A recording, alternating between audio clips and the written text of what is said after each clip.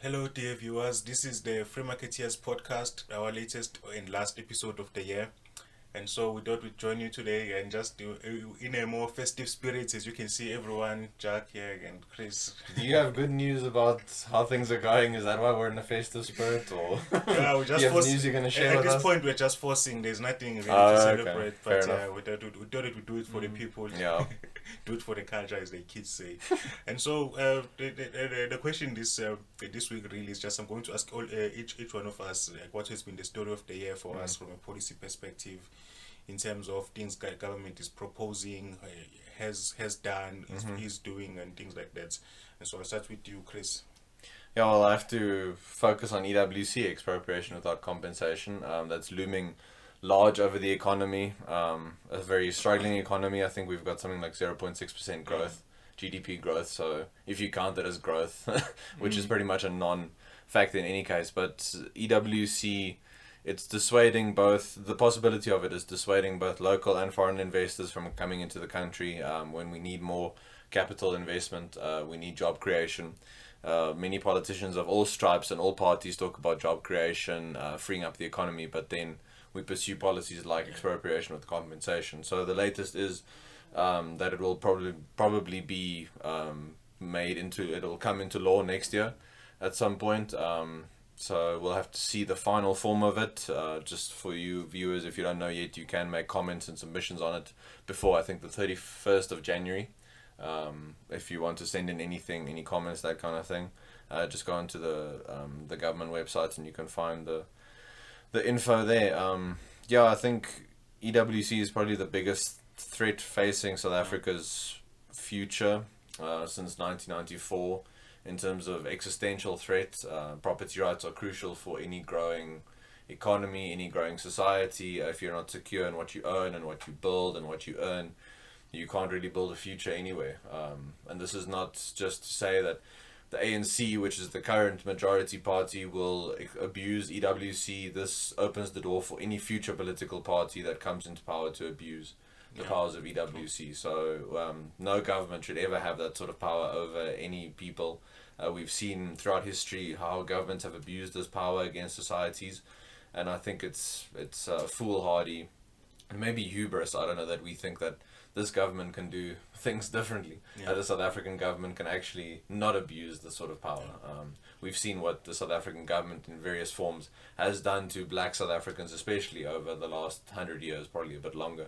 So now to give them this sort of increased power, to me, is a very silly route to take. So let's see how it shakes out next year, but yeah, I don't know, maybe we'll have a Christmas miracle over the next few weeks and there'll be an announcement that they're not going to do EWC, but I highly doubt that. But yeah, that's probably my main policy concern and issue, both in the year in review and going ahead. Yeah, no, it's I think a lot of the viewers will agree with you there, Chris. It's been one of the biggest stories of the year, and of course, it threatens one of the main foundations of liberty, which is property rights. Yeah. And so this is something that we'll be watching very closely. And for me, just some of the things that people have been telling themselves that are just complete lies.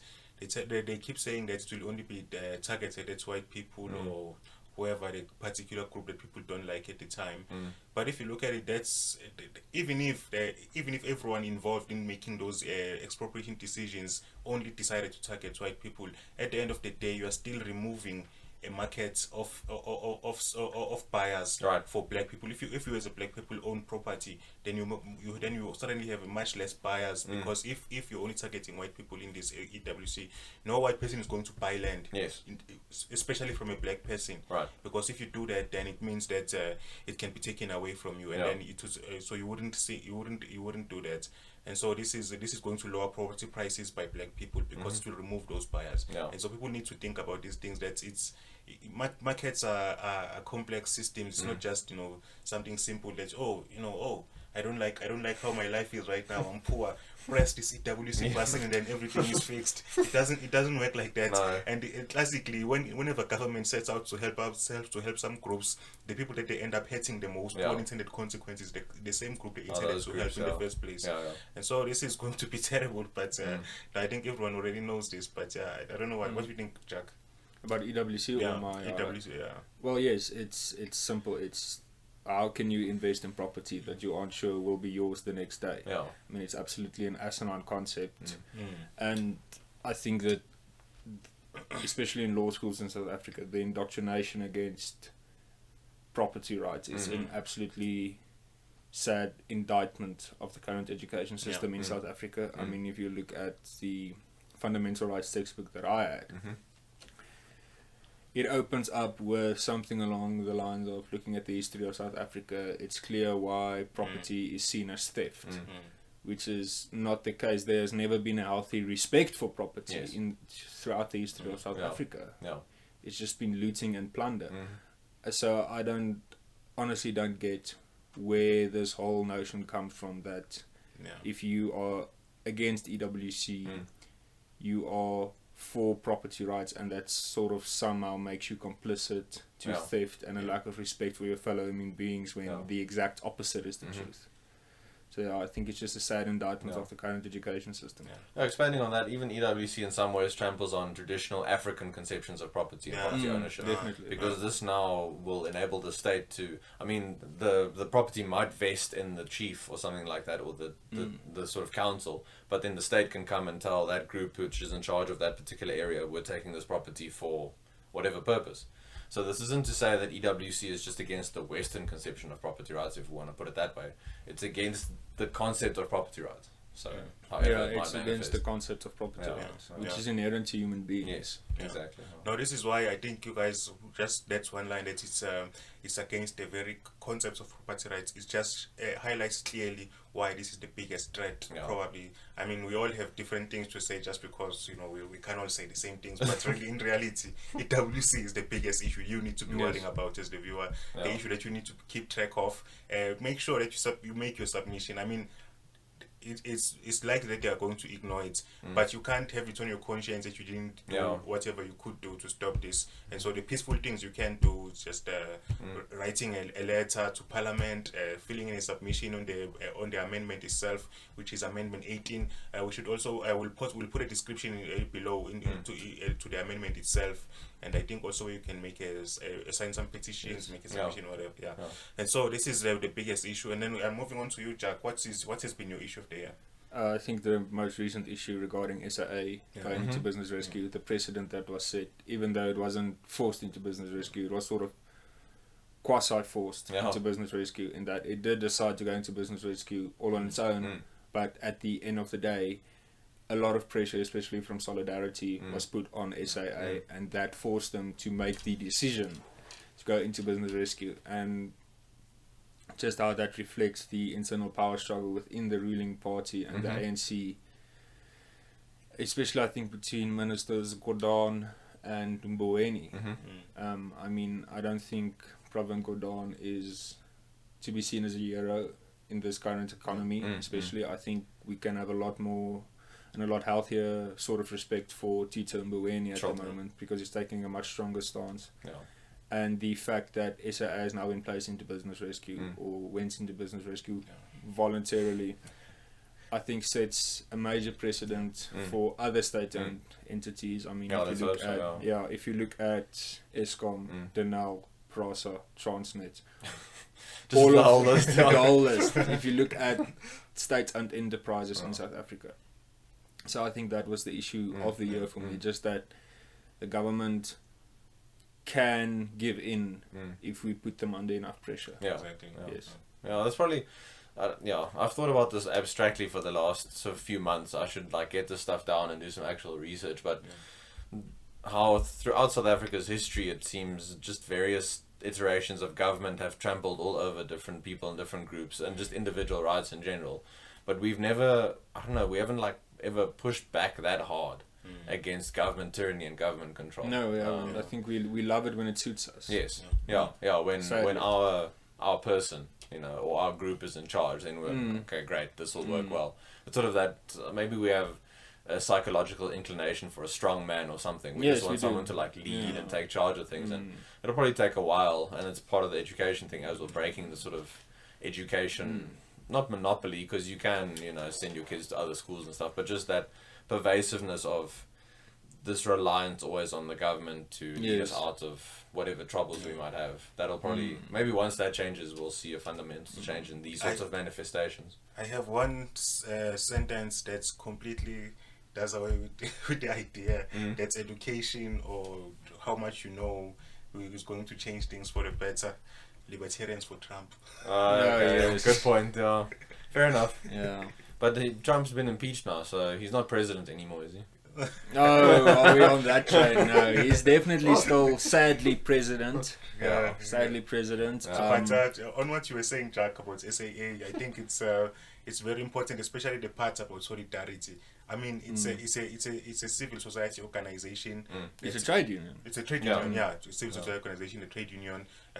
Like it seems it's the only union that was willing to do rational thing in this particular case. But yeah, it just shows you the importance of civil society in forcing government to do things, even if they may represent not the entire population. Like Solidarity doesn't have members from every adult in South Africa right. or every taxpayer in South Africa, but it has just saved every single taxpayer a whole lot of money in continuing obligations to SAA in trying to keep this dead thing alive.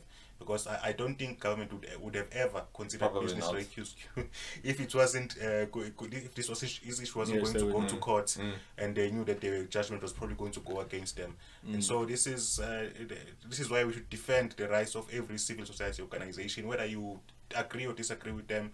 Their rights to exist and to function and to lobby the government should be protected always. Yes, definitely. And I mean, yes, they would not have gone into business rescue, because now they have this new pipe dream of a national shipping carrier, Yes. which is so dumb.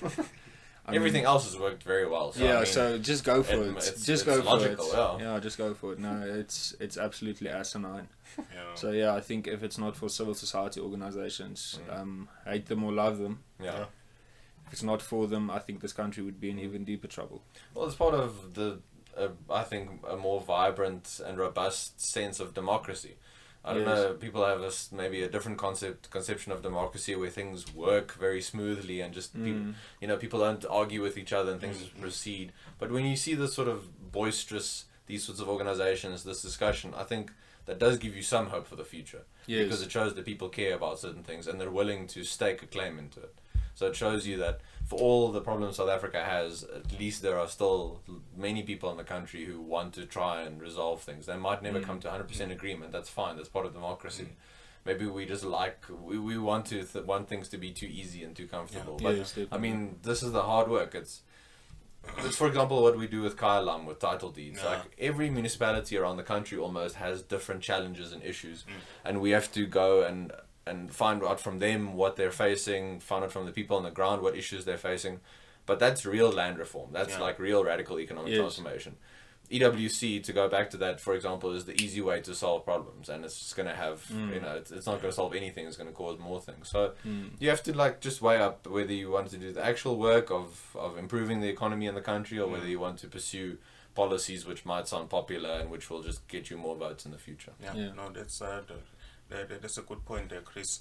And I thought I would also mention my top story for the year, which was the Treasury Policy document, which was released by Minister Mboweni's department, Minister of Finance, and of course it was written by a whole lot of technical experts in the Treasury. But the fact that it was released, it means it shows good signs of leadership from the minister himself. And so that was my top story for the year, because proposing this document, it hasn't been approved by Parliament. I think it may have been approved by Cabinet, an amended version, the latest version, the one which removed all the selling the power stations from Eskom. And so this is it's a continuing story. We should continue tracking what happens with this, what government decides to do, implementing the proposals, breaking the cartel formed by government itself between big business and big labor. Breaking that particular cartel will require government rolling back some of the labor regulations they've passed over the years, especially collective bargaining. In fact, it is pernicious, and it has really infected the whole of industry in South Africa, in the sense that small businesses are actually punished for being small businesses, for being for trying to lower costs as a small business, which is one of their only competitive advantages they have over big business is that they can compete on cost, they can run more efficiently, and now they are being punished by this, by being forced to implement the same agreements agreed between inefficient more inefficient big business and definitely inefficient big labor. And so and the delegated lawmaking powers given to the minister to extend collective bargaining agreements is it goes against everything that the rule of law is about. Right. I mean, our constitution says we are governed by the supremacy of the constitution and the rule of law. Yeah. And the rule of law is inherently, by its very nature, against delegated lawmaking powers, in my opinion, because it is completely arbitrary and breeds a culture of unaccountability. So I think it's absolutely asinine that we have this power delegated to someone who can just extend agreements to people who did not consent to them. That is the actual issue. The fact that people did not consent to those agreements, and just how arbitrary and disrespectful that is to people, and how paternalistic that is. And I mean, it's just another sad indictment of the mindset of people, not just in South Africa but all over the world, the statist mindset that is so prevalent in society. I agree with you. And then Chris? I think you touched on something very important. None of us, I'm speaking on your behalf here, but I can't imagine how difficult it is to start and run a business, and then to have that hanging over your head. Never mind all these other laws and policies and an unreliable electricity supply, but also then the possibility that at some point a minister can decide something on behalf of some people who work for you and some who don't. On a whim. How is this gonna? How are you supposed to conduct your business with like a 2-year plan or a 5-year plan? I mean, we know libertarians love 5-year plans. So, how are you supposed to conduct anything and try and grow your business? So this all feeds into this climate that we have of sort of maybe despair, joblessness, more than 10 million people unemployed. We simply don't give businesses incentives, not in terms of like tax breaks and stuff, but just psychological incentives to want to start in South Africa. We keep telling them, we're going to make it as difficult as possible here, so maybe you should go overseas. I mean, we don't really need you, kind of thing. And then we act surprised and upset when they do leave. Exactly. I mean, just it's also mentioned in the document itself, but also the minimum wage. And what is just, if we could just remove the labor regulatory regime in South Africa, just destroy it, don't even replace it with anything, just destroy it as it stands now. I think it will be the single biggest positive thing done for the economy since 1994, or of all time, really, if you really think about it, because we've had these labor regulations since, if I'm not mistaken, since the 20s. We've had labor regulations in South Africa, and originally they started out as a way to keep out black people from the job market. Now it's almost transformed into where governments are justifying it in terms of protecting the same black people it was meant to keep out of the job market. It has racist origins in the sense that it was because black workers during the 20s were willing to undercut the wages of white workers on mines. And they just simply did not like this, not because their wages are undercut, simply because it was black people who were undercutting their wages. And then this whole culture came about of, we need these regulations, we need collective bargaining agreements to prevent undercutting of wages. I mean, how dare an employer and an employee contract a certain wage that other people don't like? How dare they? And I think that, for instance, limits on how many hours you are allowed to agree to work between you and your employer is also just insane. That it's so inherently paternalistic and condescending and insulting to the everyday worker on the street. We don't. We write about this stuff and we talk about it, but even for us to like imagine that we understand the difficulties facing the man on the street, even for us that would be paternalistic. So the more you can empower those people to make those decisions for themselves, surely then you're really honoring the concept of human dignity, agency, that we all talk about all the time, and we learn about it in history class, and the fight against apartheid and how that took away people's dignity, and yet now we still sit with a regime that takes away people's agency. So for as long as that continues, we'll continue seeing the same problem. No, Yes, that's absolutely true, and it's surprising that everyone is so keen to fix the consequences of the 1913 Land Act, but no one is keen to fix the consequences of the I forgot the year, but it was in the 20s, the Wages Act, for example. So that's that's South Africa for you. Anyway, I think we'll close it for today, and also for the year. We will see you next year. It has been good. I will allow the guys to say goodbye, and then it should be good. And then Chris, if you know the social media, I know Martin is not here. If I'll know Jacques, and then I'll do the final. What was I do the social media? No. Any final word or? Merry Christmas. Enjoy the festive seasons. Please be safe on the roads. I think that's absolutely crucial. I already have like two thingies on my like head. aliens. Yeah, we look like the other way aliens. around. Yeah. Oh, is it the other way around? But I mean, okay, yeah, Alien. Star Wars was just released. Everything. Yeah. I think that's quite appropriate. Yeah. Be safe on the roads. Enjoy the festive seasons. Do not drink and drive. Yeah. I mean, I think that's cost a lot of innocent lives in our country. And we'll see you in the new year. Just the social media. I don't have the URLs imprinted in my brain like Martin does, but you can find us on both Facebook and Twitter, Free Market Foundation South Africa. Please subscribe to our YouTube channel. Just click on the red button underneath this video. Please follow all the links that we'll post underneath here, including the one about submissions on expropriation without compensation.